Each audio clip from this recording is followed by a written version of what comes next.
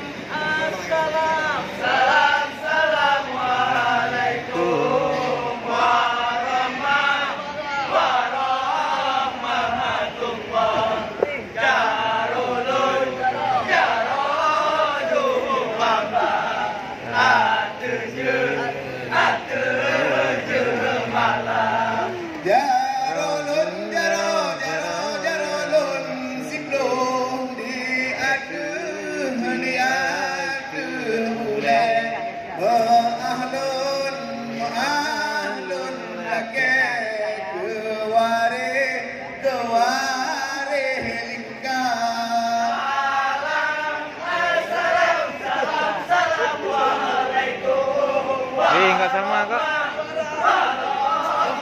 nggak sama kak, nggak kelihatan kak.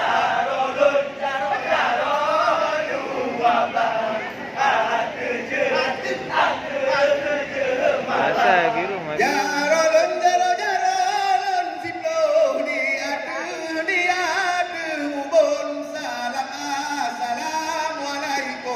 londegur sapa.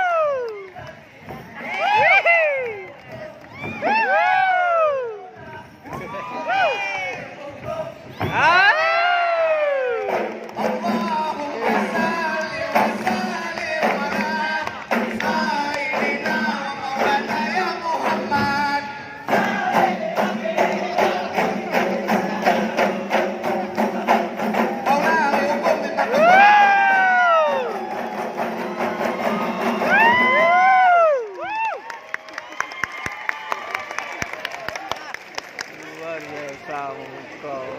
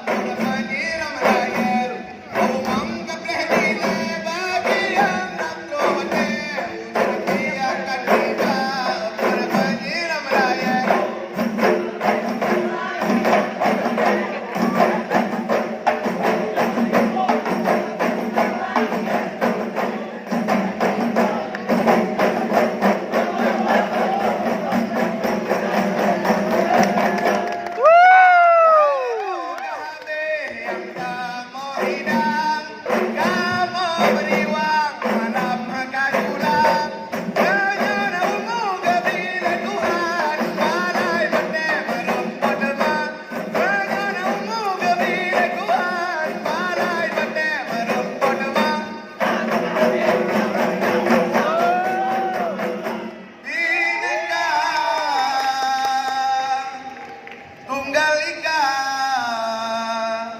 di bawah sayap burung Garuda.